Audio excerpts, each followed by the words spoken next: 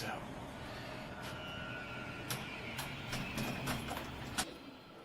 Pull out a bow and arrow in the middle of a fucking sword fight?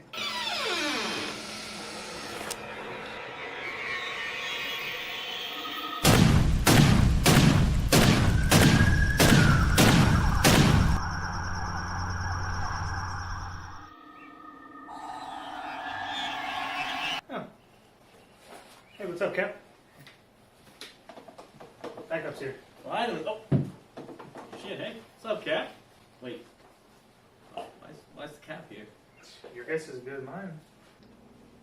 I'm not backup. I'm home. This is my apartment. What are you idiots doing here? We were out on patrol and we got a call about a disturbance at this address, so we came and checked it out. Now, how did you get in? The door was still locked. I'm pretty damn certain my computer was still locked as well. Bartles learned some trick from Baker. He pulled out some sticks or something, and boom, we were fucking in. Yeah, and then as far as your computer, I mean, I just typed in password, boss. You really should do something about that. It's bad security these days. But you know, you got a nice rig here. I was surprised you're a gamer. I don't play video games. I study them, amongst many other things. And it's none of your business.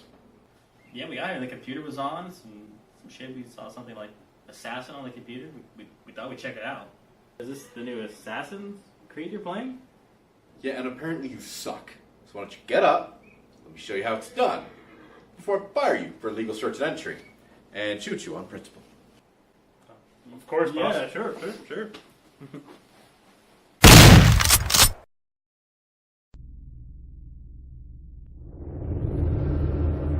Assassin's Creed Origins! This one goes all the way back to the very beginning. We see the formation of the Assassin's Guild and how it comes about, and it is in Roman-occupied Egypt. Very cool. Historically, locationally, the world is beautiful. Fantastic. It's just beautiful to look at. It's one of the things that I read about in the stuff leading up to it is the creators talked about how they got rid of the mini-map because they wanted you to look at the world, not the map. And it totally worth it. It's just, yeah, everything about it. Even the big empty deserts where you can just travel for 20 minutes without seeing a thing. Yeah. They put hallucinations to make it interesting. Yeah. There's always something to look at. Going on, yeah. It's packed. The amount of just content in this story and throughout the game is superfluous, really. So many things you can do. You can always find something, whether it comes to the animal dens are always fun. You know, just a little sort of something to get you through to the various secondary missions, and then of course your primaries. The wild animal attacks that you just come across on the road. Yeah, you're just walking down the street and some guy gets attacked by a hippo in the middle of a town, you know, and you're just like, oh, well, there's a hippo. I guess we'll take care of that. Yeah. So it's not missing anything there. I like that the world is alive. We talk about the wild animals attacking people, randomly attacking boats in the water, but that even the fact that when you hit dusk, the shops close down, people go back to their homes to go to sleep. People are actually asleep, so you can actually assassinate people sleeping, which is interesting and fun. So the world is very real. And with all Assassin's Creed games, just the amount of historical lore that they put into the game with the locations, the history, that all the different Egyptian gods and their followers and their rituals, and there's just stuff to read for days and to experience for days just in that area. It really lends itself to the way that they've revamped the gameplay. They've done some redesigns on how the game flows when it's flowing. They've changed a lot in the combat. They've changed a lot in the way you get around the world. I know you were a big fan of the auto run on the horse. Yeah, just auto running for miles. I think I tracked up over 600,000 miles just on my character. Like I'd hardly even fast travel. I'd just take in the scenery. I'd be on a Senu, just chilling as my guy goes from location to location. Unless there was water in my way, it was just nice just taking in everything. Oh, there's some resources. Oh, there's a quest or an event. Bandits. Yeah, to get those resources for the crafting system. Yeah. As far as the combat, did it feel better to you guys than it has before, or is it just sort of more of the same? Well, I know there was some guff, and I experienced a little bit, because in the other games, it's all about that counterattack. You just counter. You just win every fight. You pull out your assassin blades and thing. Yeah. This one, you couldn't really do. You had to actually actively engage in the fight. You had to gauge your distance from your opponent, because it mattered. I like you're talking about, you when you auto-chopping, hop on Senu. So your guy's still moving, but you're eagle visioning out. Which, just thoughts on that, the origin of eagle vision. Yeah, it's been done in other games, and it's a cool mechanic. I like the fact that you'd be like walking around, there's a gazelle, and all of a sudden Senu would be like, "Oh, hey, it's a gazelle." Take it down. Yeah. Like that's cool. Sometimes I felt the eagle vision was a little. I'd be like right over something that I was supposed to be spotting. I should just be picking him up in the movement and whatever it is that I'm looking at, and I have to stop him and then target it and then go on again. A little finicky when you're trying to get the reticle. A little weird on your main objectives. Oh, hey, Senu detects this person in this area, and it's like, yeah, you go past it, and I'm like, no, go back. Like, it's just a little bit touchy, but it's not like it's not a breaking thing for it. And what's interesting, so like that, of course, that actually gets easier as you progress, because every time you hit an eagle point, it increases his perception level, so it becomes more and more quick and accurate, which I thought was an interesting side thing that they built into it. Like, you level your eagle kind of just as much as you. Although the most badass moment with Senu in the whole game is in the gladiator arena. And then the third one, which is where you're forced to use the heavy blunt, when you get to the end of every gladiator fight, it says mercy, yes or no. On the third one, you hit no, and you call Senu, and he comes down and does a throat rip with his claw. What? That's awesome. That's badass. That's awesome. That's awesome. I haven't gone back to the arena or the racing. Racing was terrible. It was really boring, and it just wasn't fun at all. So I haven't bothered yet. It's not even worth your time. I didn't figure it was. You race like... I saw Ben-Hur. I'm okay. Yeah, pretty much, except this one, you race like three sets, and you get like 50 coins for like 10 minutes worth of work, or like 150 depending on where you place. It's a really low amount of income for such a long time you put into an event. I don't know if it's the same with the gladiatory arena. You get money. But is there betting? Like, can you bet on it? Nope. No? So you can't even... No? Yeah, that's a waste of time. They just put opposite... Like, the first one, the first track, is just a circle. And they have, like, where you can draft behind the other riders and stuff like that. And then they include some obstacles. And then the last one, they have, like, fire and all this stuff. You have to try and, dodge and still get first place. And literally, I think 250 is the max. Maybe 200 is the max amount of credits you get for, like, 15, 20 minutes worth of time. Yeah, I'm like, I can go kill 5 guys and make more money than that. Yeah, the gladiator fights, the preliminaries give you like 50 apiece, and then the higher ones give you 100, and then the primaries give you, I think, 400 and then 500. Yeah, so that's not bad. The primary fights take a hot minute. Yeah. Like they're especially the fourth one where they had me using a spear, which I'm the least apt with at all, and that probably took me 40 minutes to get through that fight. Yeah. And that was really weird because the fifth one is this crazy chick who uses the dual swords. Okay. And she's fast. She has a special attack where she'll jump at you from halfway across the arena, and you whah! She poisons you so you can't heal. Like, just nuts. Interesting. Okay. And she kicked my ass, and then I walked in the second round and just mopped the floor, and I'm like, I don't know. Okay. Speaking of difficult NPCs, how'd you guys feel about the Phalaki tie? They could be rough if you didn't plan appropriately for them. I ran into one early that was like 5 levels higher than me, and it was rough, but I kited him. I caught him out in the open, killed the 2 guys that were with him, and then just circled him with my horse and spear, and just it took like a minute or two to take him down. But honestly, because it was the right plan for the type of character he was, he didn't pose me a threat. I'm sure if I had gotten caught like in a base with him or something, I would have been SOL. Yeah, your plan is actually accurate. I didn't really fight them. Well, I fought like 1 or 2 in my 30s, and then once I maxed out at 40, I kind of went on the actual quest to kill them all. So I just cracked them all down. I stayed on my horse and pulled out my blunt weapon and just boom, turn around, boom, took all of them out same way. Took Yeah. very little I time. wish I was like that. I ran into them as I was questing.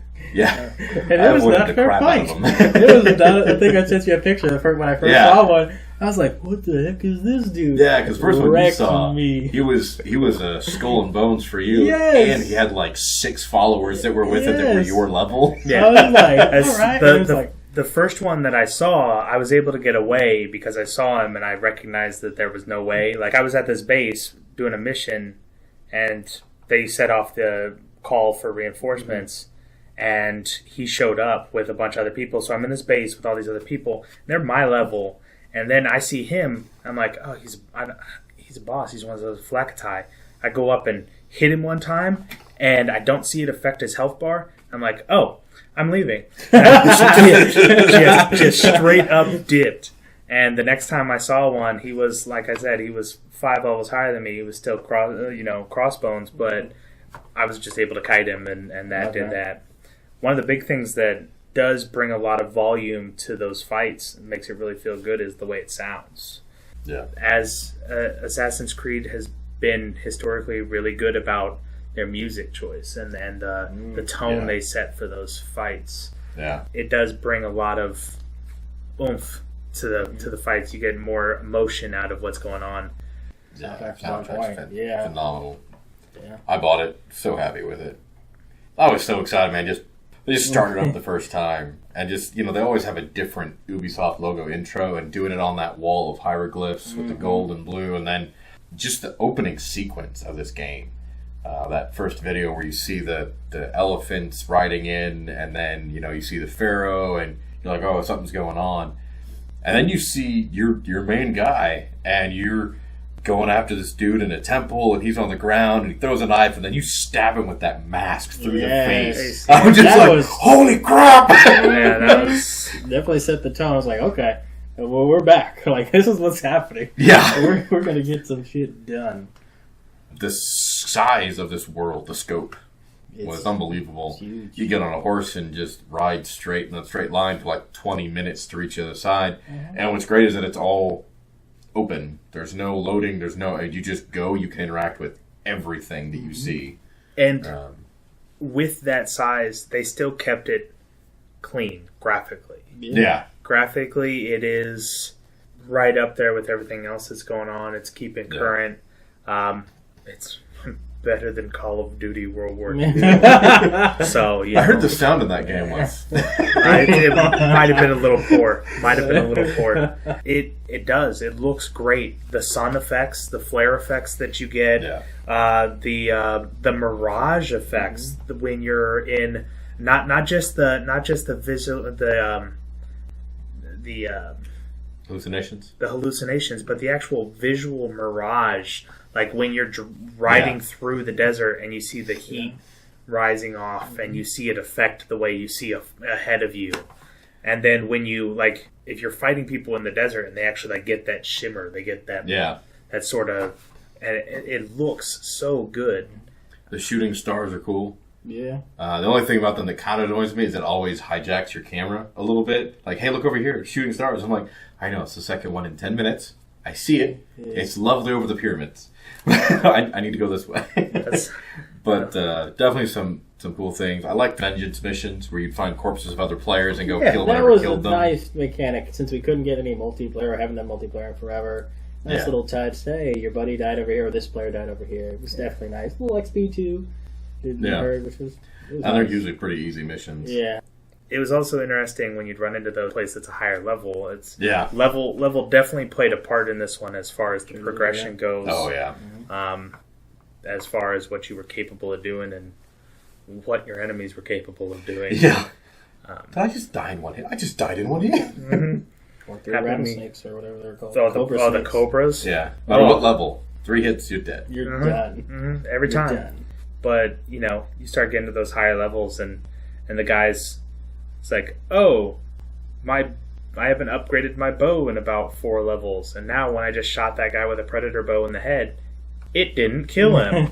I guess I should do something about this. Or, having to kind of decide which way you want to go with your character as far as, do I want to be more sneaky and be more assassin-y, or do I want to be combat oriented and unlock more of those skills? Yeah, with the tech trees. What was it? Warrior, Hunter, and Seer? Yeah. Yes. The tech trees. Which were Never were go seer. It's pretty much a waste. Yeah, for the most I part. could agree. I went a little bit Seer and tried Tame Animals and was really disappointed how it doesn't stay with you forever. But whatever. I like the weapon choices. Mm-hmm. There's a wide range of both hand weapons and bows to choose from that all have different effects and different strengths and weaknesses. Mm-hmm. So I really liked that. It was definitely a nice change of pace as opposed to it didn't feel quite right in Unity when they tried the different types of weapons as your primaries, because they tried it and it just didn't. They didn't have the combat down right for it. Yeah. So it felt normal when you were using your sword, but other than that, it was clunky with the other weapons. Like the pole weapons were really awkward and stuff like that. And in this one, they definitely fixed it. The movements with the staffs are much better. Yeah, they had it down right. Yeah, they did. They had it put together this time. It felt much more appropriate. I very much have enjoyed the weekly challenges with the gods, fighting off the different Egyptian gods and getting unique armor pieces and weapon pieces. Those have been interesting fights. They've all got roughly the same mechanic. But I mean, it's just the first time you walk into that Anubis fight and he just rises up from the ground. You're like, holy shit. It's so cool. It's He's really like cool, 5 man. stories high and surrounded by a cloud of death poison, and you have to use a bow. You're using a bow. Oh, okay. Yeah. I'm glad that's, And then, of course, you want to have to use the speed bow because any other bow just doesn't quite get the job done. Yeah. But, man, those fights are cool. And just learn the mechanics of, we're going to send out hellhounds. We're going to resurrect mummies. We're going to shoot out poison clouds you have to dodge. And, of course, dropping arrows you have to pick up and whatnot. And it's just a fun fight. It probably takes you, if you just run all the way through and get it right, 5 minutes, maybe 4. It really just feels that long. I don't know. But definitely fun. A cool mechanic to keep people interested and engaged and coming back to find new content. The dailies that you get from the little kid that travels around. Good traveler, like a wanderer who's wise beyond his years. Yeah. For sure. Yeah. But he's your best buddy. Yeah. No one has found them, Bayek. Not until today, because you will find them. Yeah. And take whatever you need. Yeah. He's got Okay. good gear, and he's got those crystals that they're used for upgrades and stuff like that. Yeah. The locations were the tombs were awesome. Yeah. I loved going inside the tombs and exploring those. They did a good job with that, I felt like.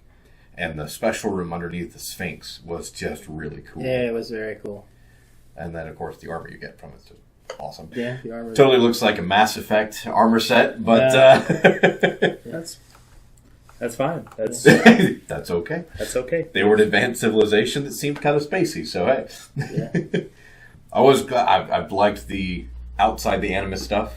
There's very little chatter about that before the game came out that I could find.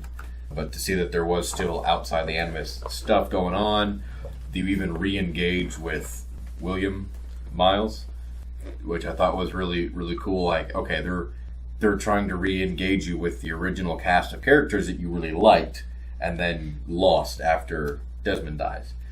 So I mean, there's definitely some more to play with there that I'm very much looking forward to. So. Yeah, we'll see. We'll see. I as far as the game goes on whole, I don't have any really outstanding complaints. Yeah, it was a good game all the way through. Yeah. I know that I used to be a major completionist. Like I had a 100% every trophy and achievement award on every game. Something about Assassin's Creed. And on all the other Assassin's Creeds, it took me about 36 hours per game to get everything. And this one, when I beat the game, I was at 82 hours, and I hadn't done 100%. Yeah. Like I still had more stuff to do. So there's so much gameplay, but it didn't feel like 80 hours. Like Assassin's Creed 3, The American Revolution. That one took me like 54 with the downloadable content, which had like an extra 9 hours. Mm-hmm. And it felt so long. Yeah. It just the pacing is different. Yeah. Yeah. So just the pacing of this game, the way it was laid out, the stuff that you have to do, and the story things that engage you. Because everything, even the little side quests, somehow tie into the bigger world. Yeah. And keep you engaged in what's happening in the world of Egypt as you are a Magi protecting your people. Mm-hmm. Yeah, no complaints for me really either. Definitely an upgrade from the previous versions that I've seen, for sure. Considering I'm a Ubisoft fanboy, I literally own everything that Ubisoft produces. That's good and bad. But no real complaints about this one. I love the startup. I love doing everything in it. The quest, the armors, just the lore, the story. It was like old school, like Ubisoft days, like the good stuff that would just keep you engaged the entire time, and I loved it. I've absolutely loved it. So continue, make more good games like this, please.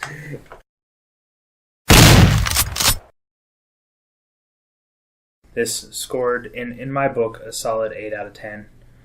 There were a few things here or there. This standard stuff that affects most games now. Some weird glitches and stuff like that. I found some of the boss fights a little too easy. I didn't realize that I had killed the boss till I was like looking for him and said, "Oh wait, that was the boss." But it's that's just a couple. There were a couple of them that I felt that way about, but most of them have been solid. So I'd say a solid 8 out of 10. And as far as Assassin's Creeds go, this is the best one since Black Flag. So yeah, it was funny when Jeremy and I were talking about it before it came out, because I was kind of getting on the hype train, and he was like, "I don't want to do it. I don't want to do it. The last two were so bad." You burned me. And then I walked up to him like, "I was reading last night. This is made by the same team that made Black Flag." He's like, "Shit." Also the same sound, the composer for Black Flag. And it was, Bring that guy back. Bring him back. Woman! Definitely bring her back. The whole crew. I want good games. For me, rating wise, I'm definitely going to give it a 9 out of 10. I'm not going to give it the 10 out of 10 just because I think only 1 or 2 games ever have just immediately impacted me that way. Horizon Zero Dawn was immediate for me. I'm like, this is it. This is. Ooh. But definitely a 9 out of 10. Just phenomenal story, phenomenal gameplay. Again, I'm now at like 90 hours in, and it doesn't feel like I've spent 90 hours on this game. I have enjoyed every minute of it. I've got mad love for Ubisoft. Like I said, good and bad. I love this game. Hands down, 9 out of 10 stars. Yeah, it's not perfect. As much as I love the franchise, it's good visuals, fun combat, great story. Even the small stuff just had me engaged. I didn't want to be bothered. Like when I'm that dialed into a game, like it's done something right, and I really appreciate that. And I would love to see more. So 9 out of 10 for me, and we'll leave it at that. Well, hope you all enjoyed our little take on Assassin's Creed Origins. It's a great story if you've been a fan of the series, and even if you haven't, it's a good way to get into it. Mm-hmm. So please like, share, subscribe, and enjoy the content. Mm-hmm. Welcome to the Spanish Inquisition. This is